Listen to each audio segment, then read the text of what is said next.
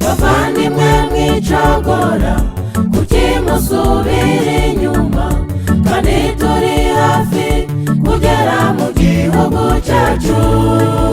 Satani naduca intege tuje tumubwira tuti tuzanaturayo, nubwo Satani ubirwanya tuzahatembera turirimba ducuranga duhimbaza Yesu twishimiye kunesha kwe.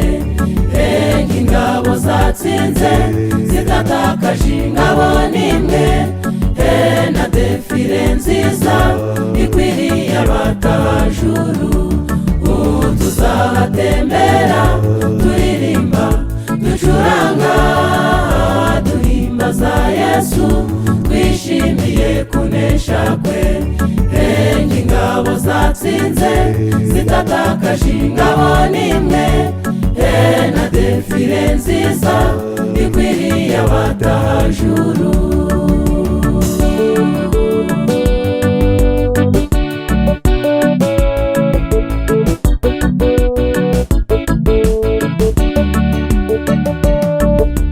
Abazagira amahirwe yo kugera i Siyoni nibo bazaririmba kuri ya ndirimbo ya Mose. Izaba ari indirimbo yahimbanywe ubuhanga, si yituririmba iyahimbwe n'umunyabyaha.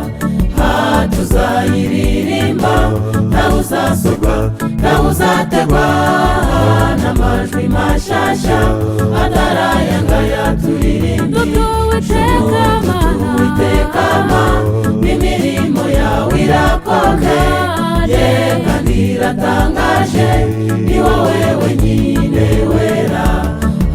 Tuzayiririmba ntawe uzasorwa ntawe uzategwa n'amajwi mashasha atarayangaya. Turirimba Uwiteka n'imirimo yawe irakomeye kandi iratangaje, ni wowe wenyine wera.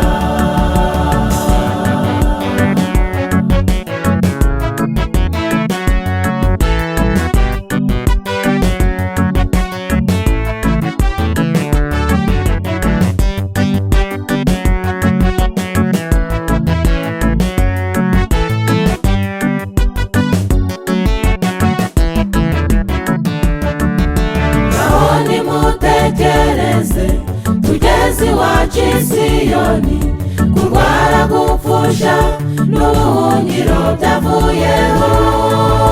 Ubukene bwarangiye, kwishishanya byarangiye, buri wese yiyumva muri mugenzi we dusa. Tuzahoberana tuzaramukanya bitinde, n'ibyishimo byinshi by'urukumbuzi dufitanye. Tuzanezezwa n'uko Yesu adusubije abacu. Twaburiye mu isi tubonanye turi bazima. Tuzahoberana tuzaramukanya bitinde, n'ibyishimo byinshi by'urukumbuzi dufitanye. Tuzanezezwa n'uko Yesu adusubije abacu. Twaburiye mu isi tubonanye turi bazima. Tuzahoberana tuzaramukanya